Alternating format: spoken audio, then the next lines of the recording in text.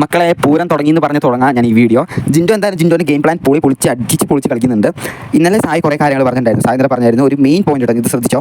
ഇന്നലെ സായി പറഞ്ഞായിരുന്നു ജിൻഡോ പറയുന്ന കാര്യങ്ങളൊക്കെ ഞാൻ ഒരിക്കലും ഈ ബിഗ് ബോസ് വീട്ടിലുള്ള കണ്ടസ്റ്റൻസിനോട് ഒരിക്കലും ഞാൻ പറയത്തില്ല എന്ന് പറയുമ്പോൾ ജിൻഡോയും അതാണ് ഒരു ഫ്രണ്ട്ഷിപ്പിന് മെയിനായിട്ട് വേണ്ടത്. അങ്ങനെ ഭയങ്കര സപ്പോർട്ടീവായിട്ട് സംസാരിച്ച ഒരാളാണ്. പക്ഷേ വാക്കൊന്നും കൊടുത്തിട്ടില്ലായിരുന്നു. അതേ സമയത്ത് ഇപ്പോൾ സായിനെ ചെയിൻ നോമിനേറ്റ് ചെയ്ത് കഴിഞ്ഞു കേട്ടോ.